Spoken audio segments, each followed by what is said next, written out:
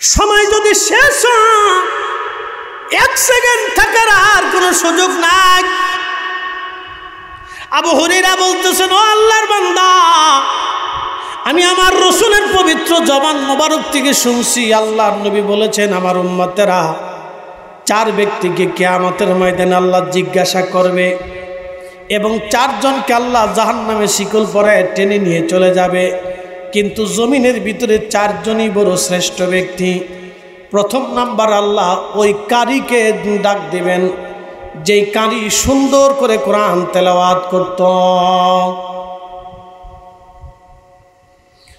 ওই কারীকে আল্লাহ ডাক দেবে, ওই আলেমকে আল্লাহ ডাক দেবে, ডাক দিয়ে বলবে, হে কারী, তুমি কোরআন পড়তা, কারী রে আমি তোমাকে কোরআন শিখিয়েছিলাম, তুমি কোরআন শরীফ পড়েছ? বলে, হ্যাঁ রব, আমি কোরআন পড়েছি, কোরআন মানুষকে শুনিয়েছি, কোরআনের মর্ম আমি মানুষকে জানিয়েছি, কোরআনের বিধান আমি মানুষকে শিখাইছি। আল্লাহ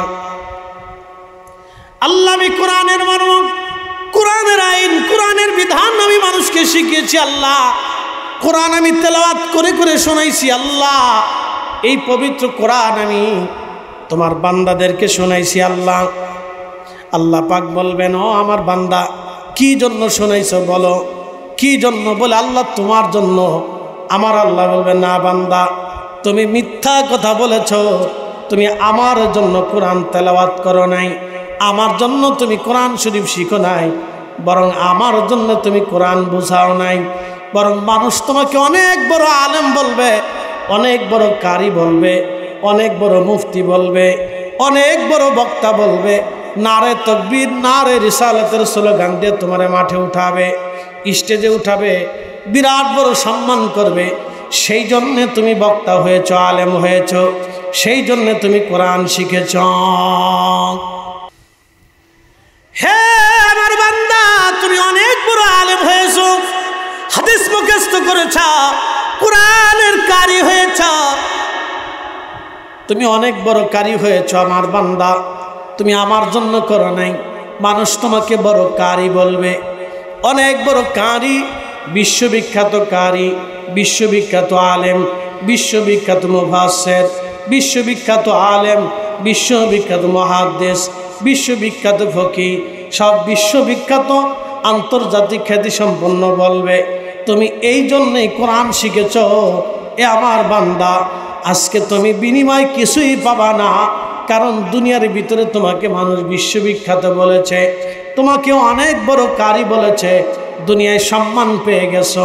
তুমি দুনিয়ার জন্য করেছো, দুনিয়া পেয়ে গেছো, আখেরাতের জন্য কিছু করো নাই। অতএব আজকে আখেরাতের দরবারে, আমি রব্বে কারিমের দরবারে তোমার কোনো জায়গা হবে না, তোমার কোনো বিনিময় নাই। তখন আল্লাহর নবী সাহাবী আবু হুরায়রা বলেন, শোনো, আমি আমার রাসূলের পবিত্র জবান থেকে শুনছি। তখন এই বান্দার হাতে পায়ের মধ্যে শিকল বেঁধে তাকে উপর করে টানতে টানতে জাহান্নামের মধ্যে ফেলে দেওয়া হবে। আর সে জোরে জোরে চিৎকার করতে থাকবে, কিন্তু তাকে টানতে টানতে জাহান্নামে পাঠানো হবে। অথচ দুনিয়াতে আন্তর্জাতিক খ্যাতি সম্পন্ন ছিল। হযরত আবু হুরায়রা বলে, আল্লাহর বান্দা, 2 নাম্বার, ওই নামাজিকে আল্লাহ ডাক দিবে, এ মুসল্লি, আসো আমার কাছে, তুমি আসো, তোমার নামাজের হিসাব দাও।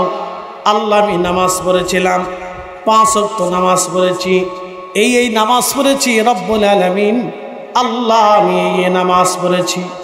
আল্লাহ ডাক দিবে, ও বান্দা, তুমি কি আমার জন্য নামাজ পড়ছো? বলে, হ্যাঁ রব, আপনার জন্য নামাজ পড়েছি। কুল ইন্না সালাতি ওয়া নুসুকি ওয়া মাহইয়ায়া ওয়া মামাতি লিল্লাহি রাব্বিল আলামিন।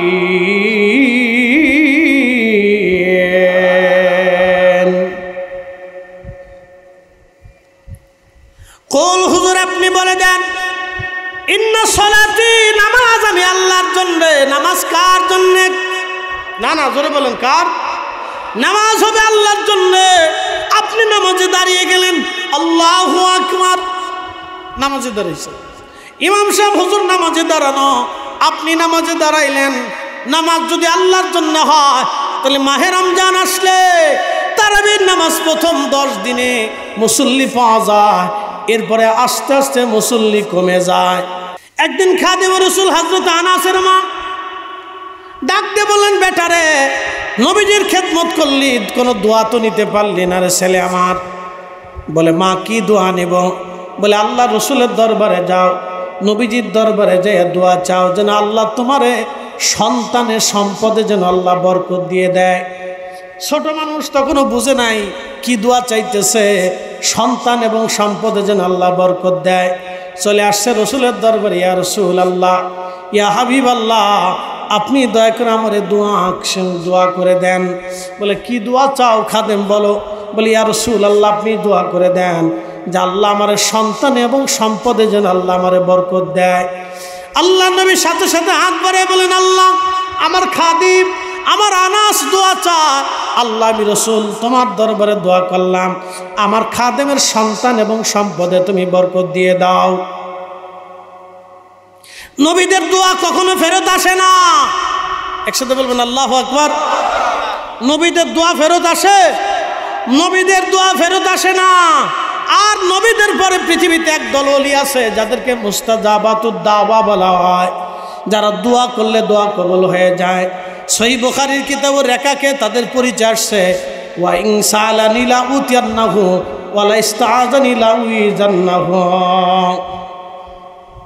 আল্লাহর নবী বললেন, আমার উম্মতের বাগানের ভিতরে এমন কিছু উম্মত হবে, আমার উম্মতের বাগানে এমন কিছু উম্মত আসবে, আল্লাহর এমন কিছু পেয়ারা মেহবুব ওলি হবে যারা আল্লাহর কাছে বলতে দেরি হবে, আল্লাহর আকাশ থেকে আসতে দেরি হবে না, আল্লাহর দরবারে কবুল হতে দেরি হবে না, তারা চাইতে দেরি হবে, আল্লাহর আকাশ থেকে আসতে দেরি হবে না। এদেরকে মুস্তাজাবাতুদ দাওয়া বলা হয়। নবীর দোয়া কখনো বিফল হয় না, আর মুস্তাজাবাতুদ দাওয়া তাদেরকে আল্লাহ ফিরায় না। খুব মনোযোগ দিয়ে কথাগুলি শুনবেন। আল্লাহর রসুলের দোয়া কবুল হয়ে গেল। খাদেম রসুল হযরত আনাস রাদিয়াল্লাহু আনহুর 100 সন্তান আল্লাহ দিলেন। উনি কোরআনের বাকি কোরআন শরীফের 1 পারা 2 পারা রেখে দিতেন। 1-2 পারা রেখে দেওয়ার পরে এই কোরআন শরীফ উনি বাড়ি নিয়ে যাইতেন। 100 সন্তান এবং তাদের নাতিপুতি সহ সব বাচ্চা কাচ্চাদেরকে ডাকতেন, ঘরের মধ্যে বসতেন, বসাইয়া তাদের সামনে বাকি কোরআনের পারাগুলি তেলাওয়াত করতেন, সবাইরে পড়ে পড়ে শোনাইতেন। একবার জোরে বলা যাবে কে মারহাবা। বিয়ে শাদী করে নাই, কালেমা পড়ছে, মুসলমান হওয়ার কারণে বাবা মা চাচা চাচি ঘর থেকে তারে বের করে দিয়েছে। বের করে যখন তাকে দিল তখন কাপড় চুপড় খুলে তাকে উলঙ্গ করে বস্ত্রহীন করে তাকে ছেড়ে দিল। বস্ত্রহীন করে ছেড়ে দেওয়ার পরে তার মা তাকে শুধু একখানা চাদর ভিক্ষা দিয়েছিল। ওই চাদরখানাকে মাঝখান থেকে ছিঁড়ে 2টা টুকরা বানাইয়া একটা টুকরা গায়ের মধ্যে পেঁচাইলেন, আর একটা টুকরা দিয়ে তিনি লুঙ্গি বানাইলেন। এই 2 টুকরা চাদর দিয়ে ওনার জীবন চলে গেল। বাকি আর 1 টুকরা কাপড় কেনার মতো পয়সা ছিল না। আব্দুল্লাহ জুল বাজাদাইন, এই জন্য জিল বাজাদাইন বলা হতো 2 চাদর টুকরাওয়ালা। এই সাহাবী মসজিদে নববীর ভিতরে জোরে জোরে জিকির করে। ঠিক ওই সময় সাহাবীরা হযরত ওমরের কাছে যায় বিচার দিল, ওমর তুমি আল্লাহ রসুলের কাছে যা বলো আমাদের কষ্ট হয়, ও জোরে জোরে জিকির করার কারণে আমাদের ব্যাঘাত হয়, ঘুমে কষ্ট হয়। কিসে কষ্ট হয়? ঘুমে। যারা বলেন কিসে? ঘুমে কষ্ট হয়, ঘুমে কষ্ট হয়, ঘুমে কষ্ট হয়, আমাদের ঘুমে কষ্ট হয়। হযরত ওমর যে বলেন ইয়া রাসূলুল্লাহ, সাহাবীরা অ্যাপ্লিকেশন দিয়েছেন। আব্দুল্লাহ জোরে জোরে মসজিদে নববীতে জিকির করে। আব্দুল্লাহর জিকিরের আওয়াজের কারণে সাহাবীদের ঘুমে কষ্ট হয়। ইয়া রাসূলুল্লাহ, ইয়া হাবিবাল্লাহ, আপনি তাকে বারণ করে দেন, সে যেন জোরে জোরে জিকিরে না করে। আল্লাহর নবী ডাক দিয়ে বলেন, ওমর সাহাবীদেরকে বারণ করো, আমার আব্দুল্লাহকে জোরে জোরে জিকির করতে দাও। কারণ আমার আব্দুল্লাহর অনেক কষ্টের ইসলাম, সে এই কালেমার জন্যে, এই খোদার জন্যে, কালিমাতুত তাওহীদ রিসালাতের জন্যে আমার আব্দুল্লাহ ঘর বাড়ি সারিয়া, বাবা মা সারিয়া, সহায় সম্পদ সারিয়া, একেবারে বস্ত্রহীন হইয়া, মাত্র চাদর 2টা টুকরা বানাইয়া আমার এখানে খেয়ে না খেয়ে পড়ে আছে। অথচ মদিনার সবচাইতে ধনী বংশের সন্তান সে। আমার আব্দুল্লাহ যদি মুসলমান না হতো, খাবারের অভাব ছিল না, সম্পদের কোনো অভাব ছিল না, সে গরিব হয়ে গেছে। আমার আব্দুল্লাহকে জোরে জোরে জিকির করতে দাও, সাবধান আমার আব্দুল্লাহর জিকির তোমরা বন্ধ করিও না। একবার জোরে বলা যাবে কে মারহাবা। প্রিয় উপস্থিতি হাজিরিন, খুব মনোযোগের সাথে কথাগুলি শুনবেন। প্রিয় ভাই আমার, অত্যন্ত জরুরি কথা। এই জন্য সাহাবীরা সময় নষ্ট করতেন না, কোনো নবীরাও সময় নষ্ট করতেন না। পৃথিবীর কোনো বুজুর্গ যারা ছিলেন, ওলি যারা ছিলেন, তারা সময় নষ্ট করতেন না, সময়টাকে তারা কাজে লাগাইতেন। এই জন্য সময়টাকে বেহুদা নষ্ট করবেন না, সময়টাকে নষ্ট করবেন না। এরপরে আল্লাহ পাক বলেন, ওয়াল্লাযীনা হুম লিযাকাতি ফাইলুন, যারা তাদের সম্পদকে আল্লাহর রাস্তায় যাকাত দান করে, আল্লাহর পথে যারা যাকাত দেয়, আল্লাহর পথে যারা যাকাত দেয়, আল্লাহর পথে যারা যাকাত দেয়, তাদের সম্পদ থেকে যারা যাকাত আদায় করে, সম্পদকে যারা আল্লাহর রাস্তায় ব্যয় করে, আল্লাহর পথে যারা ব্যয় করে এবং যাকাত ফরজ হয়ে যাওয়ার পরে যারা যাকাত দেয়, আমার আল্লাহ বললেন তারা সফল কাম। আমাদের বাংলাদেশের যাকাতের পদ্ধতি হইল, সারা বছর ঈদ যখন আসে, তখন ঈদ আসার পরে আমাদের ঢাকা শহরের ওই যে গুলিস্তানে যায় দেখবেন মার্কেট আছে, যাকাতের মার্কেট। কিসের মার্কেট? যাকাতের মার্কেট আছে, যাকাতের কাপড় আছে, যাকাতের লুঙ্গি আছে, যাকাতের সালোয়ার কামিজ আছে, যাকাতের গেঞ্জি আছে।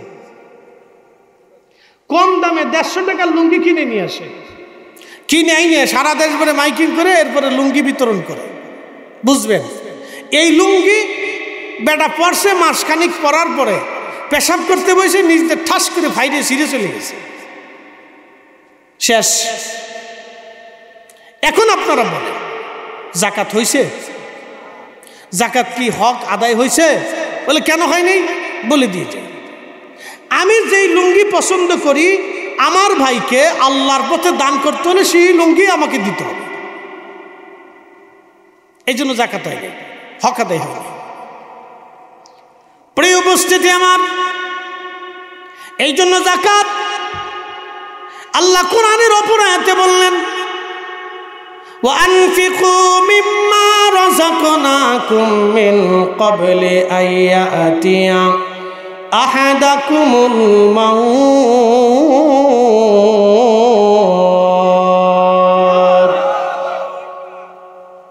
একদিন মাটির ভিতরে হবে ঘরে, মন আমার কেন বান্ধ দালান ঘর। আল্লাহ বললেন, হে বান্দা, তোমার মৃত্যু আসার আগে, মরণ আসার আগে তোমার রিজিক থেকে তুমি আল্লাহর পথে ব্যয় করো। তোমার মরণ আসার আগে তুমি আল্লাহর পথে ব্যয় করো। মরণ আসার আগে, মৃত্যু আসার আগে তুমি আল্লাহর পথে ব্যয় করো।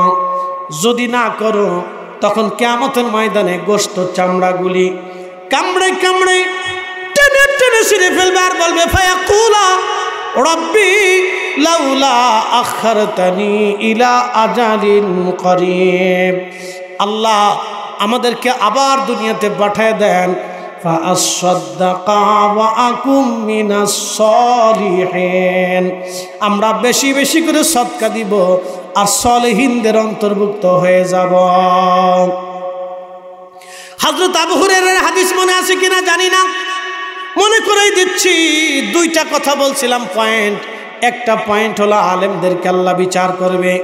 2 নম্বর পয়েন্ট হলো আমার আল্লাহ নামাজিদেরকে বিচার করে বলবে, নামাজি তুমি আমার জন্য নামাজ পড়ো নাই, তুমি সমাজের চিন্তায় নামাজ পড়েছ, অতএব তুমি ফাওয়াইলুল লিল মুসাল্লিন, চলে যাও, আজকে আমি আল্লাহর দরবারে কোনো বেনিফিট নাই। দুনিয়াতে মানুষ তোমাকে মুসল্লি বলেছিল, অতএব দুনিয়া পেয়ে গেছো, তুমি দুনিয়া চাইছো, দুনিয়া পাইছো, অতএব আমি আখেরাতে কিছুই পাবা না। আল্লাহ রসুলের সাহাবী আবু হুরায়রা বলতেছেন, তখন ওই আল্লাহর বান্দার হাত পা গুলি বেঁধে টেনে টেনে উপর করে তাকে জাহান্নামে নিয়ে চলে যাওয়া হবে। 3 নম্বর ওই যাকাত দেনেওয়ালা, শোনেন, 3 নম্বর ওই দান করনেওয়ালাকে আল্লাহ ডাক দিব, আমার বান্দা দাঁড়াও, তুমি দান করছিলে, আল্লাহ কেন দান করছো? রব্বুল আলামিন, আল্লাহ আমি তোমার সন্তুষ্টির জন্য দান করছি। আল্লাহ বলবেন তুমি মিথ্যা কথা বলেছ, তুমি আমার সন্তুষ্টির জন্য দান করো নাই। মানুষ যাতে তোমাকে দানবীর বলে, মানুষ যাতে তোমাকে সমাজসেবক বলে, মানুষ যাতে তোমাকে দান শ্রেষ্ঠ বীর বলে, দানবীর শ্রেষ্ঠ দানকারী বলে, মানুষ তোমার প্রশংসা করে, এই জন্য তুমি দান করেছ, এই জন্য তুমি দান করেছ। হে আমার বান্দা, দুনিয়াতে মানুষ তোমাকে দানবীর বলেছে, দুনিয়াতে মানুষ তোমাকে সমাজসেবক বলে দিয়েছে, তুমি দুনিয়াতে ভোট পাওয়ার জন্য দান করেছ, সিম্পিতি পাওয়ার জন্য দান করেছ, মানুষের বাহবা পাওয়ার জন্য দান করেছ। দুনিয়াতে মানুষ তোমাকে বাহবা দিয়েছে, সিম্পিতি ভালোবাসা দিয়েছে, ভোট নির্বাচন দিয়েছে, অতএব আমি আল্লাহর দরবারে তুমি আর কিছুই পাবা না। আল্লাহ রসুল বললেন, ওই সময় তারা হাত পাগুলি বেঁধে টেনে টেনে টেনে টেনে জাহান্নামে নিক্ষেপ করা হয়ে যাবে। আহা, নবীজি বললেন, দান করলো কিন্তু জাহান্নামে চলে গেল, নামাজ পড়লো কিন্তু জাহান্নামে চলে গেল, আলেম হলো কিন্তু জাহান্নামে চলে গেল। 4 নম্বর ওই ব্যক্তি যে আল্লাহর পথে জিহাদে শহীদ হয়ে যায়, ওই লোকটাকে আল্লাহ ডাক দিয়ে বলবে, হে আমার বান্দা, তুমি শহীদ হয়েছিলে কা?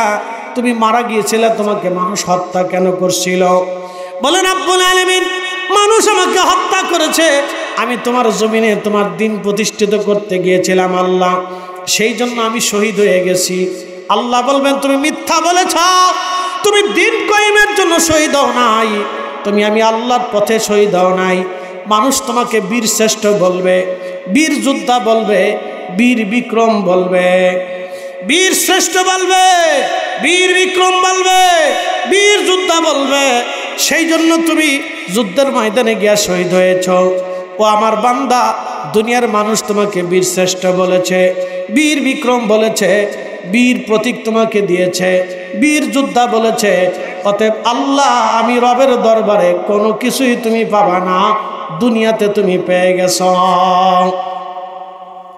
আল্লাহর নবী আফসোস করে বলেন, সাহাবীরা, এই লোকটা আল্লাহর পথে জিহাদ করলো, শহীদ হলো, কিন্তু কিয়ামতে জান্নাত পাবে না। শুধু নিয়তের বরখেলাপ থাকার জন্যে, নিয়তের মধ্যে ভুল থাকার জন্যে। এই জন্য আপনাদেরকে বলে দিয়ে যাই, নিয়ত যদি সহি হয়, অল্প আমলে নাজাতের জন্য যথেষ্ট হবে। কথা ঠিক কিনা? রব্বুল আলামিন পবিত্র মহাগ্রন্থ কুরআনুল কারীমের ভিতরে আমার আল্লাহ বললেন, তারাই মুমিন, তারা সফল কাম হবে, ওই মুমিনরাই কামিয়াব হবে, তারাই সফল কাম। আল্লাযীনা হুম ফি সালাতিহিম খাশিউন, যারা নামাজে খুশু খুজু অবলম্বন করে তারা মুমিন। আমার দিকে দেখে, যারা নামাজে খুশু খুজু অবলম্বন করে তারা মুমিন। প্রথমে আল্লাহ সালাতের কথা বললেন, নামাজ। প্রশ্ন রাখতে পারেন, ফরিদি হুজুর নামাজের কথা কেন আসলো? বুঝে যাবেন, আপনি মুসলমান হয়েছেন, কালেমা পড়েছেন। ইসলামের ভিত্তি বেসিস হলো 5টা। বুনিয়াল ইসলাম আলা খামসিন, ইসলামের বেনা হলো 5টা, ইসলামের বেসিস হলো 5টা। এই যে সামিয়ানা প্যান্ডেল দেখেন, এর খুঁটি আছে, অনেকগুলি খুঁটি দেওয়া আছে। ধরেন এইখানে একেবারে 2, 4, 5, 6, 3, 6, 18 অথবা 22-25টা খুঁটি এখানে দেওয়া আছে। 25টা খুঁটির মধ্যে যদি আপনি এখান থেকে 10টা খুঁটি ছেড়ে ফেলে দেন, তাহলে প্যান্ডেল দুর্বল হয়ে যাবে। আরও 10টা যদি ফেলে দেন, তাহলে প্যান্ডেল ভেঙে পড়ে যাবে। এটার নাম হলো বেসিস ভিত্তি। ইসলামের মধ্যে 5টা জিনিস ইসলামের ভিত্তি। প্রথম নম্বরে বুনিয়াল ইসলাম আলা খামসিন শাহাদাতি আল্লাহ ইলাহা ইল্লাল্লাহ ওয়া আন্না মুহাম্মাদান আবদুহু ওয়া রাসূলুহু। প্রথম নাম্বার হচ্ছে এক আল্লাহর উপরে বিশ্বাস স্থাপন করা, আমার আল্লাহ ছাড়া আর কোনো রব নাই। 2 নাম্বার হচ্ছে আল্লাহর নবী আমাদের পেয়ারা রসুল মেহবুব আলা, তিনি আল্লাহর প্রেরিত রসুল এবং আল্লাহর পেয়ারা বান্দা এবং তার মেহবুব। 2 নাম্বার আমার রসুল বললেন ওয়া ইকামিস সালাহ, একেবারে ঈমান আনার সাথে সাথে সালাত নামাজ প্রতিষ্ঠিত করা, তোমাদের জীবনের সালাত প্রতিষ্ঠিত করা, নামাজ প্রতিষ্ঠিত করা, সালাত প্রতিষ্ঠিত করা। এই জন্য মুমিনের পরিচয় প্রথমে আসছে আল্লাযীনা হুম ফি সালাতিহিম খাশিউন, খুজুর সাথে নামাজ আদায় করা, একাগ্র চিত্তে শুধু আল্লাহর জন্য নামাজ পড়া। আমাদের দেশে কিছু নামাজ আছে বিয়াই নামাজ। আমার দিকে তাকান, বুঝতে কি কষ্ট হইতেছে? 1 নম্বরে বিয়াই নামাজ। কি নামাজ? বিয়াই নামাজ। 1 নাম্বার হচ্ছে বিয়াই নামাজ। নতুন বিয়াই বাড়ি বেড়াইতে আসছে, চিন্তা করলো নামাজ যদি না পড়ি তো বিয়াই কি মনে করবে। মূলত সেই লোকটা বিয়ের ভয়ে নামাজ পড়ছে, আল্লাহর ভয়ে নামাজ পড়ে নাই। তা আপনি মসজিদে তো আল্লাহর জন্য যাবেন, কিন্তু যদি ওই নামাজটা বিয়ের ভয়ে হয়, চিন্তা করলেন নতুন বিয়াই বাড়ি গেলাম, নামাজ যদি না পড়ি বিয়াই কি বলবে, সেই জন্য আপনি নামাজে দাঁড়াইলেন। এই নামাজ তো হলোই না, বরং নামাজের মধ্যে শিরিক হয়ে গেল। নামাজের মধ্যে মুসলমান শিরিক করে। প্রশ্ন রাখতে পারেন ফরিদি হুজুর, নামাজের মধ্যে মানুষ শিরিক করে কেমনে? নামাজের মধ্যে মানুষ শিরিক করে। যেমন আমি কাল জুমা পড়াবো, আমার মসজিদে 4 থেকে 5 হাজার মুসল্লি হবে, বিরাট একবারে মুসল্লি ভরা। 9 কাঠার উপরে একটা মসজিদ, পড়াটা মসজিদে মুসল্লিতে ভরা থাকবে। এখন আমি চিন্তা করলাম আমি তো খতিব, বিরাট বড় খতিব, আমি নামাজ যদি সুন্দর মতো না পড়াই মুসল্লি কি মনে করবে। আমি মূলত আল্লাহর ভয়ে নামাজে দাঁড়াইলাম না, আমি মুসল্লির ভয়ে নামাজে দাঁড়াইলাম। তখন এই নামাজ আর নামাজের কাতারে হলো না, এই নামাজের মধ্যে শিরিক ঢুকে গেল। আমি আল্লাহর ভয়ে নামাজ পড়ি নাই, আমি মূলত ভয় পাইলাম মুসল্লিকে। কথা কন না কেন? কারে ভয় পাইছি? মুসল্লি। আমি আল্লাহর ভয় পাই নাই, আমি মূলত মুসল্লির ভয়ে নামাজে দাঁড়াইলাম, নামাজে বললাম মুসল্লির জন্য। আল্লাহ কোরআনে বললেন ফাওয়াইলুল লিল মুসাল্লিন আল্লাযীনা হুম ফি সালাতিহিম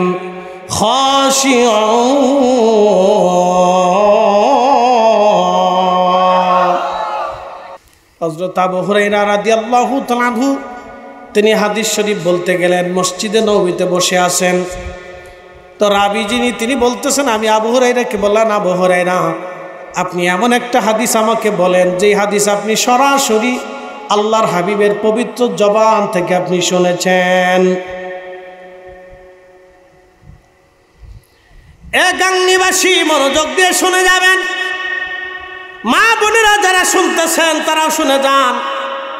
আল্লাহর জন্য কোনো কাজ যদি না হয় তাহলে সেটা আল্লাহর দরবারে কবুল হয় না। আবু হুরায়রা রাদিয়াল্লাহু আনহু এই কথা বলার পরে বলতেছেন, আমি তোমাকে আমার রসুলের পবিত্র জবানের হাদিস শোনাবো।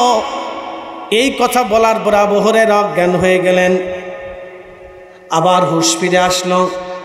আবার তিনি বলতেছেন, হে আল্লাহর বান্দা নবী সাহাবী আবু হুরায়রা, আপনি দয়া করে এমন একটা হাদিস আমাকে শুনান যে হাদিসটা আপনি সরাসরি আল্লাহর হাবিবের জবান মুবারক থেকে শুনেছেন।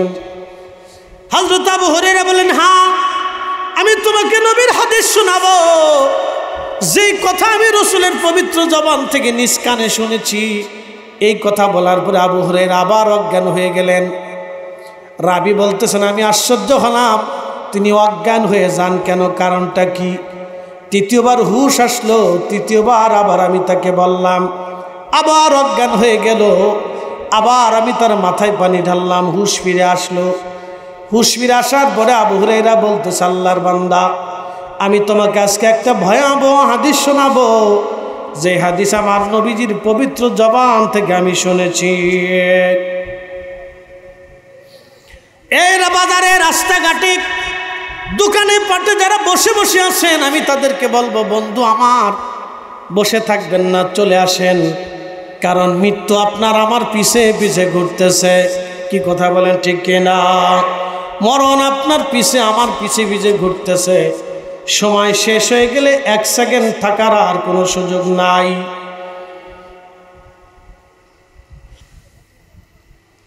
আল্লাহ বলেন, মাহইয়ায়া, আমার জীবন, তোমার জীবন আল্লাহর জন্যে, ওয়া মামাতি, এবং তোমার মরণ, লিল্লাহি রাব্বিল আলামিন। কখনো তোমাকে যদি ভুলি, হেদায়েতের আলো জেনে নিও কাছে তুলি। কখনো তোমাকে যদি ভুলি, হেদায়েতের আলো জেনে নিও কাছে তুলি। ঠাই দিও প্রিয়তম অগমহিয়ান, তুমি রহমান, তুমি মেহেরবান। লাড়ালাড়ি করেন, একভাবে রাখেন, একটু বাড়াই দিয়ে রাখেন। প্রত্যেক দিন প্রোগ্রাম তো, কালকে বাজার জমা পড়ে, আবার কুমিল্লা মাহফিলে যাবে, পরিশ্রম আছে, একবারে সব কিছু সহজ তা না। কিন্তু কণ্ঠে একটাই, 14 বছর ধরে বাজাইতেছি, চেঞ্জ হয় নাই, নষ্ট হয় নাই। একসাথে বলবেন আল্লাহু আকবার। 14 বছর ধরে বাজতেছে। আপনি বিশ্বাস করবেন, আমি এক রাতে 5টা মাহফিল করা মানুষ। আপনি কল্পনা করতে পারবেন এটা কি করে সম্ভব? আপনাদের দেশে হয় না। সিলেটে এক রাতে 5টা মাহফিল করছি একদিনে। জোহর থেকে শুরু করছি, জোহরের পর, মাগরিবের পর, এশার পরে, মধ্যরাতে, শেষ রাতে 5টা মাহফিল। ওই দিন কয় ঘন্টা ওয়াজ করছি জানেন? প্রায় 8 ঘন্টা ওয়াজ করছি। 8 ঘন্টা। রাত 3:30টার সময় শেষেরটা মোনাজাত দিছে। 3:30।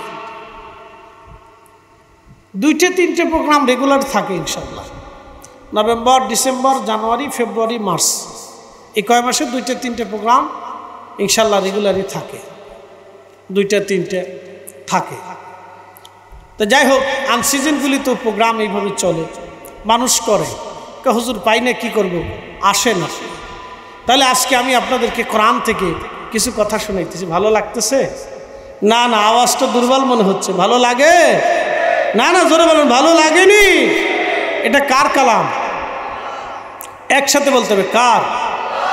এটা মানলে পরিপূর্ণটা মানতে হবে। কি কথা ঠিক আছে নি? এটা মানলে কি মানতে হবে? পরিপূর্ণটা মানতে হবে। একটা মানবেন আর একটা মানলে হবে না, এক আয়াত মানবেন আর এক আয়াত মানলে হবে না। এখানে যা লেখা আছে সব সাচ্চা, একবারে পরিষ্কার, কোনো অপরিষ্কার নেই। যা লেখা আছে একবারে সাচ্চা। পরের অংশে চলে যাই। নামাজ নিয়ে দীর্ঘ ওয়াজ আপনাদেরকে শোনাই, বাকিটা আলোচনা করতে গেলে সারা রাত যাবে। আল্লাযীনা হুম আনিল লাগবি মুরিদুন, আল্লাযীনা হুম আনিল লাগবি মুরিদুন, যারা অযথা, বৃথা, আজাইরে বাজাইরে সময় নষ্ট করে।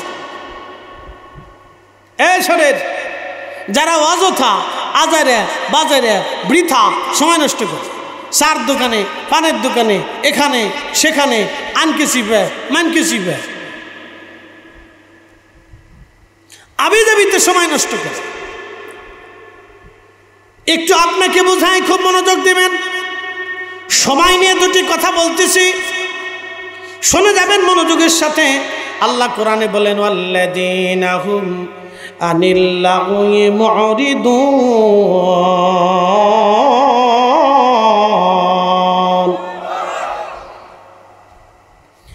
আবার আল্লাহ বলতেছে, হে বান্দা, অযথা বৃথা সময়গুলি যারা নষ্ট করে তারা মুমিন না, তারা মুমিন না। আহা, আমাদের মাযহাবের ইমাম যিনি ছিলেন ইমাম আবু হানিফা রাহমাতুল্লাহ আলাইহি, তিনি এশারও যদি একটানা 40 বছর ধরে ফজরের নামাজ পড়েছেন। একসাথে জোরে বলা যাবে কি আল্লাহু আকবার? কত বছর? এশার ওযু করছেন এশার নামাজ পড়ার জন্য, ওই ওযু দিয়েই তিনি ফজর পর্যন্ত ফজরের নামাজ পড়ে বের হওয়ার পরে ওযু ভেঙেছেন, তার আগে তিনি ওযু ভাঙেন নাই। এইভাবে একটানা 40 বছর ধরে ইবাদত করলেন। এবার বুঝতেছেন তার সময় তিনি নষ্ট করে নাই। আমি আপনার সময় কেমন যায়? মানুষের জীবন ধরেন 60 বছর, ধরেন 60 বছরের জীবনের ভিতরে 20 বছর চলে যায় ঘুমে ঘুমে, অর্থাৎ মানুষ 8 ঘন্টা ঘুমায়, নিজের শরীর সুস্থ রাখার জন্য 8 ঘন্টা ঘুমায়। তো আপনার 20, 30, 60 বছরের জীবনে 20 বছর শুধু ঘুমে ঘুমে চলে যায়, বাকি 40 বছর আপনার জীবনে থেকে যায়। এই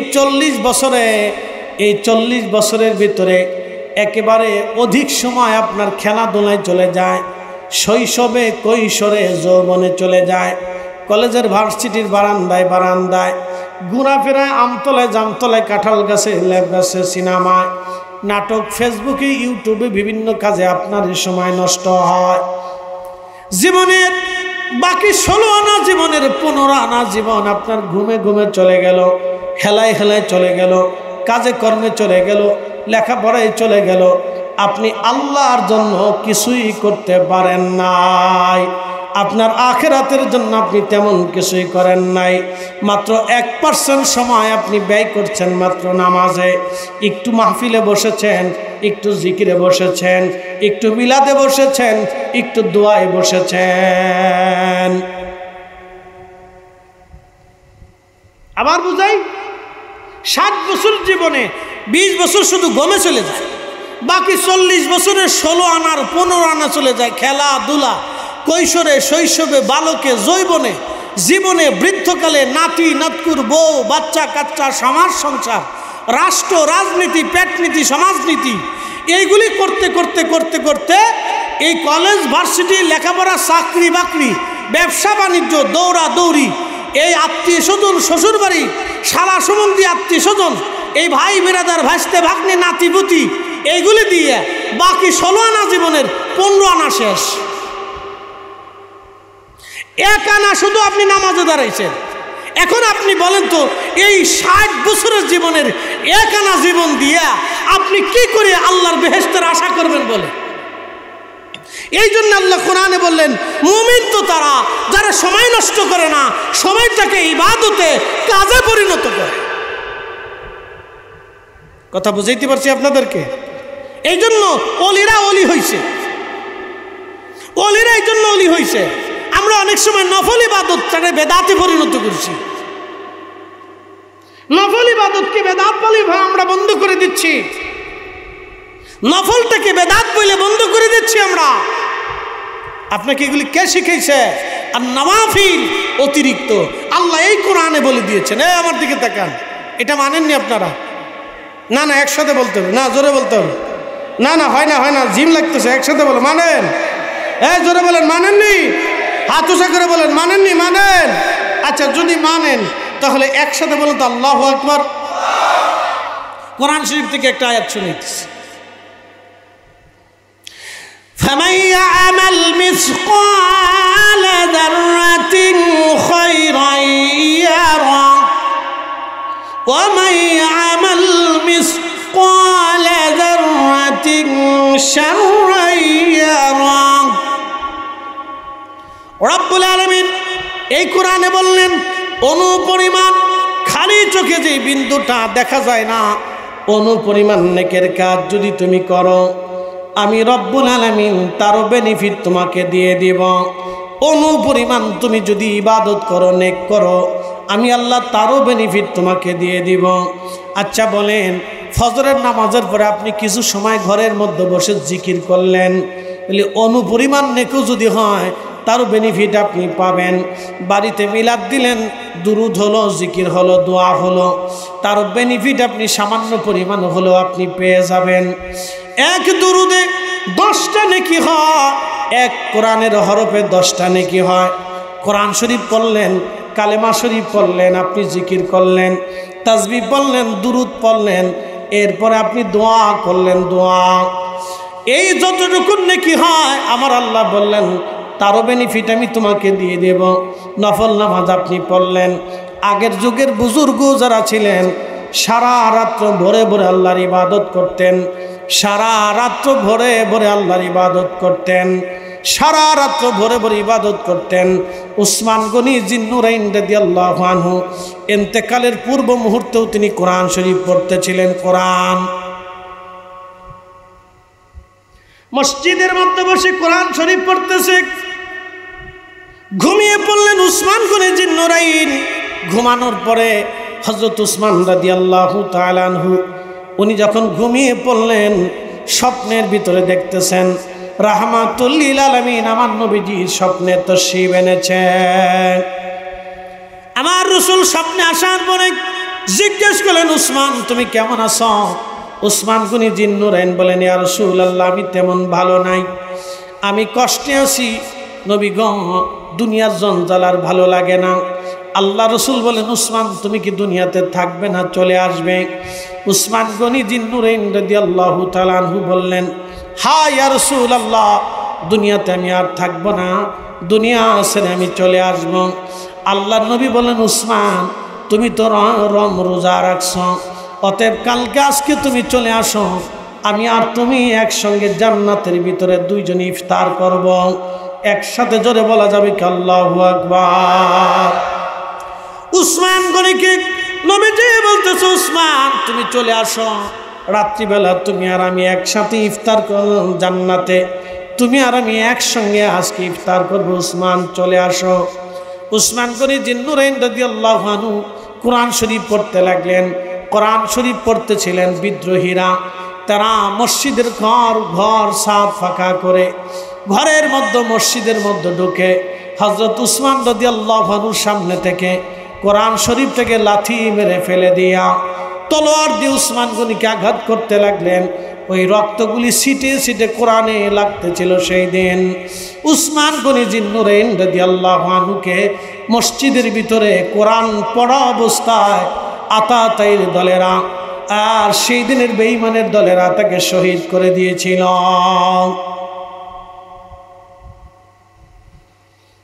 কোরআন পড়া অবস্থায় তিনি শহীদ হয়েছিলেন। কোরআন শরীফ পড়তে পড়তে পড়তে তিনি শহীদ হন।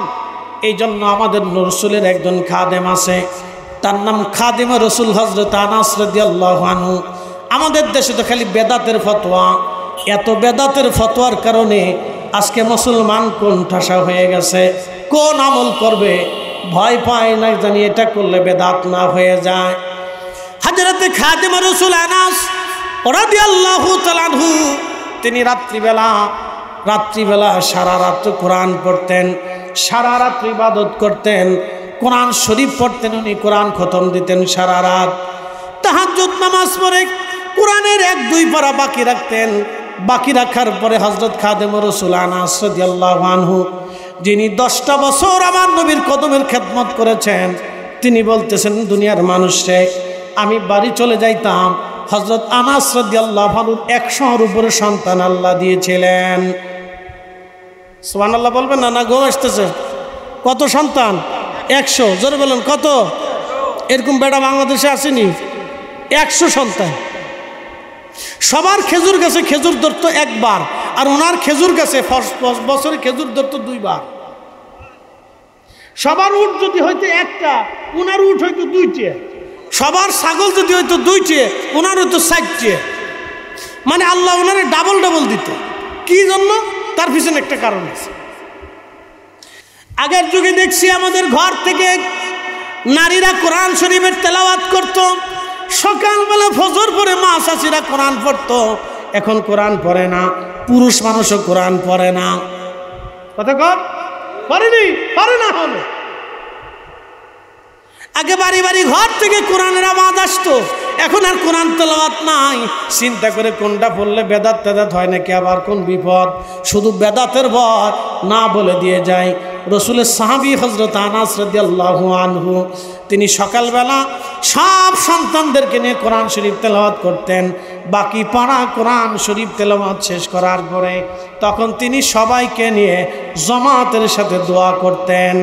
দোয়া শেষ হয়ে যাওয়ার পরে খাদেমুর রাসূল, আমার নবীর খাদিম, সন্তানদেরকে ডেকে বলতেন, এরা আমার আওলাদরা, আমার বংশধরেরা, আমি আমার মাসুক নবীর পবিত্র জবান থেকে শুনছি কোরআন খতম দেওয়ার পরে যে দোয়া করা হয় এই দোয়া আল্লাহর দরবারে কবুল হয়ে যায়। এই একসাথে বলেন আল্লাহু আকবার। এই দোয়া কি চলবে? একসাথে বলেন, দোয়া চলবে? কোরআন খতম চলবে নি? তলবে এলেমদেরকে ডাইকে না বাড়িতে কোরআন খতম দিবেন, যারা কোরআন পড়েন তারা বাড়িতে কোরআন খতম দিবেন। এটা খাদেম রাসূল হযরত আনাস রাদিয়াল্লাহু আনহুর আমল। কোরআন পড়বেন, কোরআনের তেলাওয়াত শুনবেন, বেশি বেশি করে কোরআন শরীফ পড়বেন।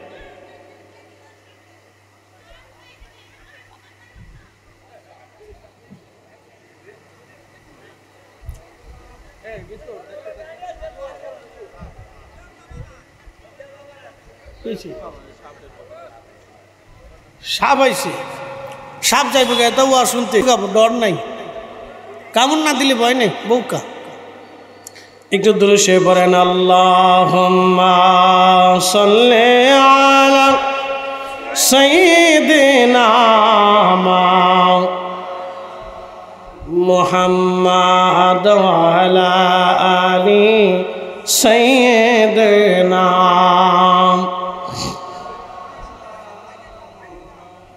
সবাই চলে আসেন। বাড়ি বাড়ি কররে মন, এ বাড়ি ঘর তোমার না, ঠিক কিনা? বাড়ি বাড়ি কররে মন, এ বাড়ি ঘর তোমার না, যেই বাড়িতে শুইবারে মন কবর তাহার ঠিকানা। আল্লাহুম্মা সাল্লি আলা, পড়েন পড়েন, মুহাম্মাদ ওয়া আলা আলি সাইয়্যিদিনা।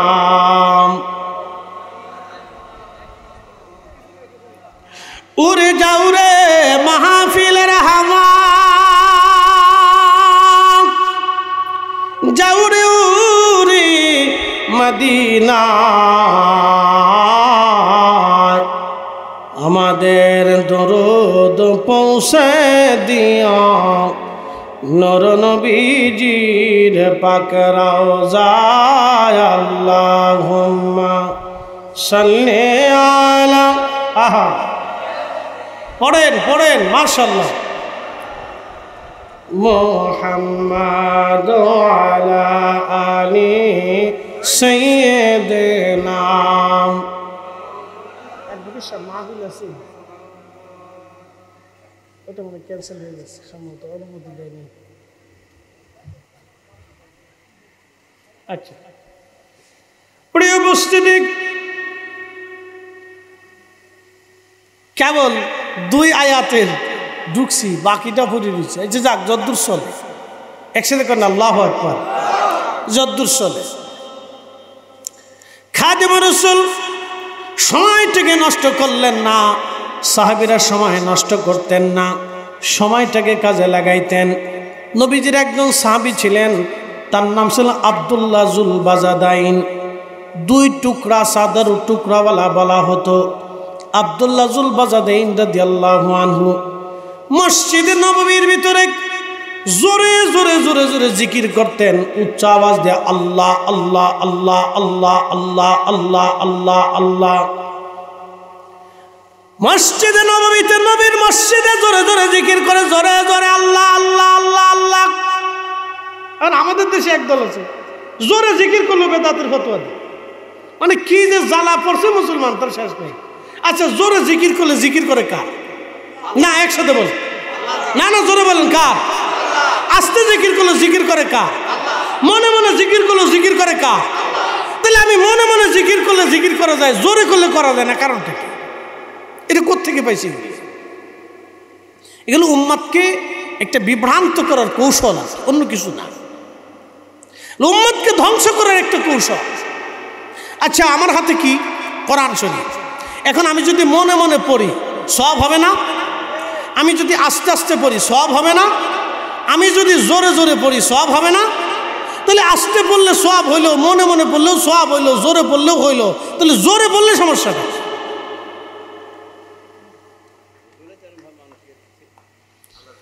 প্রিয় উপস্থিতি হাজিরিন, খুব মনোযোগ দিবেন। আব্দুল্লাহ জুলবাজুদ্দিন মসজিদ নববীর মধ্যে জোরে জোরে জিকির করতেন। আল্লাহু আকবার। ওনার জীবনের ভিতরে আসছে, ইমাম জাহাবি আসিয়ারু আলামিন নুবালার মধ্যে লেখেন, ইমাম হযরত আসকালানি রাহমাতুল্লাহ আলাইহি, ইমাম জাহাবি রাহমাতুল্লাহ আলাইহি মিজানুল ইতিদালের মধ্যে লেখেন। আমি কয়টা কিতাবের নাম বলবো? অত কিতাবের নাম বলার দরকার না, আপনি কিতাব বুঝবেন না, জীবনের উপরে শুনে। তো আব্দুল্লাহ জুলবাজুদ্দিন মসজিদে নববীতে জোরে জোরে জিকির, আল্লাহ আল্লাহ আল্লাহ আল্লাহ আল্লাহ আল্লাহ আল্লাহ। উনি যুবক ছিল, বিয়ে শাদী করেন, অল্প বয়স, ধরেন 20 বছর 24 বছর, এরকম 20 থেকে 24। নাগবাগে যুবক আব্দুল্লাহ জুলবাজুদ্দিন, হে আমার উম্মত, এটা দ্বীনের সর্দার। সপ্তাহে 7টা দিনের মধ্যে জুমার দিনটা হচ্ছে শ্রেষ্ঠ এবং সৈয়দুল আইয়াম, এটা দ্বীনের সর্দার। আমরা যে রাত্রে অবস্থান করেছি, কিছু কিছু রাতে ইবাদত করলে হাসরের ময়দানের ভয়াবহতায় মানুষের অবস্থা খুব কঠিন হবে এবং তাদের দিল মারা যাবে। কিন্তু 5টা রাত্রে ইবাদত করলে তাদের দিল মরবে না। 1 নম্বর রাত হচ্ছে ঈদুল ফিতর এবং ঈদুল আজহার রাত, এরপরে লাইলাতুল কদরের রাত, লাইলাতুল বারাতের রাত এবং জুমার রাত। এই রাত্রিগুলিতে কেউ যদি ইবাদত করে তাহলে তার দিল মরবে না, কিয়ামতের ময়দানে তার দিল জিন্দা থাকবে, সে তাজা থাকবে, ভীতিবহুল হবে না, চিন্তিত হবে না। একসাথে বলা যাবে সুবহানাল্লাহ। কয় রাত? 5 রাত। তার আজকের 1 রাত জুমার রাত। কি রাত? জুমার রাত, আজকের 1 রাত। এই রাতে কেউ যদি ইবাদত করে তাহলে তার দিল মরবে না, তার দিল জিন্দা থাকবে হাসরের ময়দানে। এই জন্য আজকে রাত হিসেবে খুবই গুরুত্বপূর্ণ রাতে আমরা বসে গেছি। অতএব বাহিরে যারা দোকানে, রাস্তাঘাটে, তাবারকের পাশে বসে আছেন, দাঁড়িয়ে আছেন, ঘুরতেছেন, আমি সবাইকে অনুরোধ করব ওদিকে না থেকে আমরা ভিতরে এসে বসি। এখানে আল্লাহর দেওয়া মৃদু মৃদু বাতাস চলতেছে, আবহাওয়া যথেষ্ট সুন্দর, আমাদের অনুকূলে।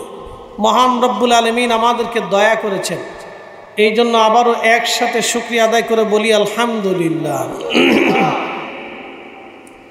প্রিয় উপস্থিতি, প্রিয় হাজিরিন, আমি কোরআন শরীফ থেকে একটা আয়াত পড়েছি, সূরা মুমিন থেকে। কারা মুমিন হবে আল্লাহ তার পরিচয় দিয়েছে। মুমিন কারা হবে আল্লাহ তার কয়েকটা পরিচয় দিয়েছে। এই মুমিনের পরিচয় নিয়ে আমি আপনাদের সামনে আজকে কিছু আলোচনা তুলে ধরব। আল্লাহ যেন তৌফিক দান করেন, সকলে বলেন আমিন। কিসের পরিচয়? মুমিনের পরিচয়। আমরা সবাই মুসলমান, ওটা ঠিক আছে না? আসলামতু লিরাব্বিল আলামিন, আমরা আল্লাহর দরবারে নিজেকে আত্মসমর্পণ করার নাম হচ্ছে মুসলমান। তিনি মুসলমান যিনি তিনার সব কিছুকে আল্লাহর কুদরতি কদমে লিল্লাহে, আল্লাহর জন্য আত্মসমর্পণ করেন, তাকে মুসলমান বলা হয়। পোশাকে মুসলমান হয় না, সুরতে মুসলমান হয় না, মুসলমান হয় নিজেকে আল্লাহর রাহে আত্মসমর্পণ করার মাধ্যমে। প্রিয় ভাই আমার মা বোনেরা যারা আছেন অন্দরমহল থেকে, পর্দার আড়াল থেকে, তারাও আপনারা আমাদের কথাগুলি শুনতেছেন। আমি কোরআন শরীফ থেকে কি বলি এই কথাগুলি আপনারা শুনবেন। আল্লাহ আমাদের প্রত্যেকের কবুল করুক, সকলে বলে না আমিন। যেই মাটির উপরে আপনি বসে আছেন একদিন এই মাটির নিচে ঘর হবে, এখানে তো মিথ্যা নাই, কথা ঠিক আছে না? যে মাটির উপরে আপনি বসে আছেন একদিন এই মাটির নিচে কি হবে?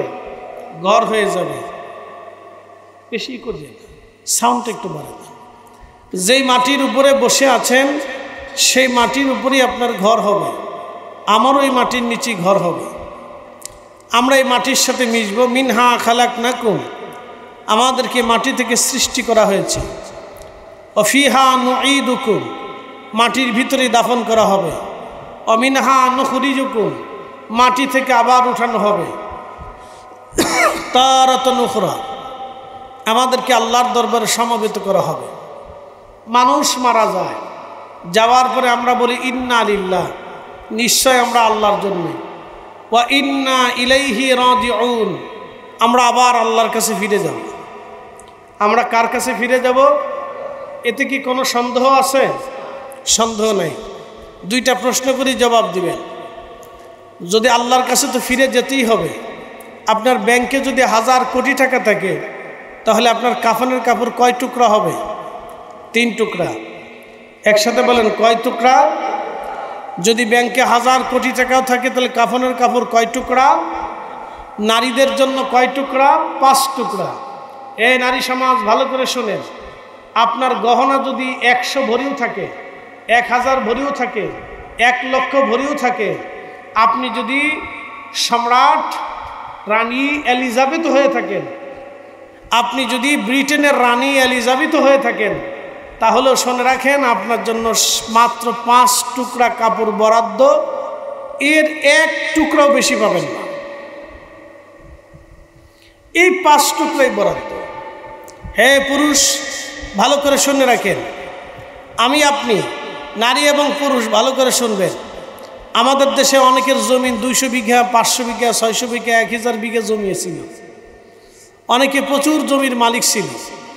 আচ্ছা, জমিদার মারা যাওয়ার পরে তার কবর কয় হাত হয়েছে? 3.5 হাত। যে ব্যক্তি মিসকিন তার কবর কয় হাত হয়েছে? কম বেশি কি করার সুযোগ আছে? তাহলে বোঝা গেল আমাদের মরণের পরে জমির মাত্র ঠিকানা হচ্ছে 3.5 হাত, আর কাপড়ের সংখ্যা মাত্র 3 টুকরো, নারীর জন্য 5 টুকরো। আপনি হাজার হাজার কোটি টাকা থাকেন, স্বর্ণের খাটের উপরে ঘুমান, দামি প্রাসাদের ভিতরেই ঘুমান, আপনি যেখানেই থাকেন আপনার কবর 3.5 হাত, কাপড়ের কাপড় 3 টুকরা, নারীর জন্য 5 টুকরা। এর সামান্য ব্যত্যয় হবে না, বেশি পাবেন না। অতএব যেহেতু বেশি পাওয়া যাবে না, অতএব এইগুলি নিয়ে পারাপারি মারামারি কারাকারি করেও কোনো লাভ নাই। কি কথা বুঝাইতে পারছি? আমি 3.5 ঘন্টার ওয়াজ 3 মিনিটে শেষ করে দিছি। কেউ যদি বুঝে তাহলে কথাগুলি বাড়ি নিয়ে যাবে, আর কেউ যদি না বুঝে সারা রাত ওয়াজ করেও আমি তাকে বুঝাইতে পারবো না। 3.5 ঘন্টার ওয়াজ 3 মিনিটে শেষ করছি। একটা কথাই শেষ, কাফনের কাপড় 3 টুকরা, বরাদ্দ জমিন 3.5 হাত। মিসকিন হলেও 3.5 হাত, 1000 কোটি টাকার মালিক হলেও 3.5 হাত। মিসকিন হলেও 3 টুকরা, 1000 কোটি টাকার মালিক হলেও 3 টুকরা। রানী দ্বিতীয় এলিজাবেথ হলেও তার মহিলাদের জন্য 5 টুকরা।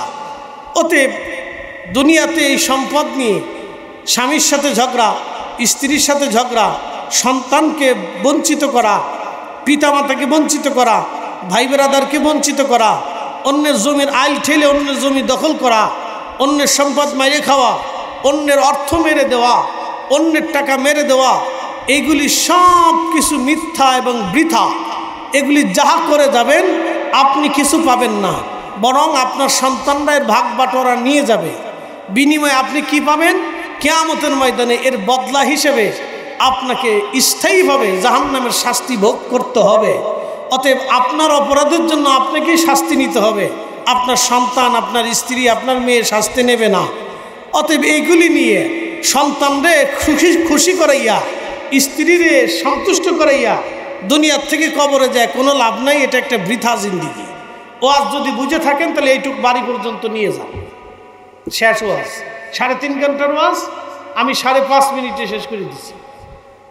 এবার যদি বুঝেন তাহলে এতটুকুন বাড়ি নিয়ে যাবেন। যদি বুঝেন তো কালকে থেকে মসজিদে নামাজ কাজা করবেন না। যদি বুঝেন কালকে থেকে ঝগড়া ফাসাদ করবেন না।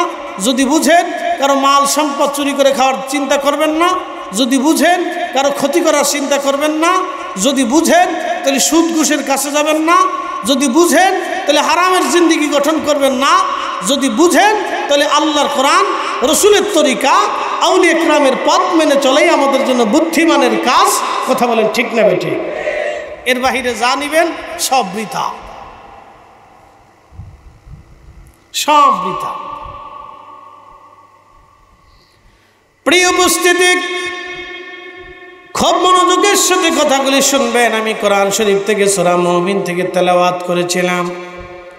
আমি সূরা মুমিনের দিকে চলে যাই। আল্লাহর কোরআন বলল, ক্বাদ আফলাহাল মুমিনুনাল্লাযীনা হুম ফি সালাতিহিম খাশিউন।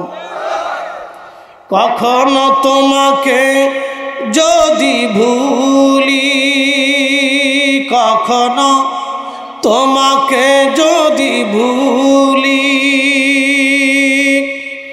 হেদায়েতের আলো জেনে নিয় কাছে তুলি। কখনো তোমাকে যদি ভুলি, হেদায়েতের আলো জেনে নিয় কাছে তুলি। ঠাই দিও প্রিয়তম অগমহিয়ান, তুমি রহমান, তুমি মেহেরবান। অন্ধ গাহে না শুধু তোমারি গুণগান, অন্ধ গাহে না শুধু তোমারি গুণগান।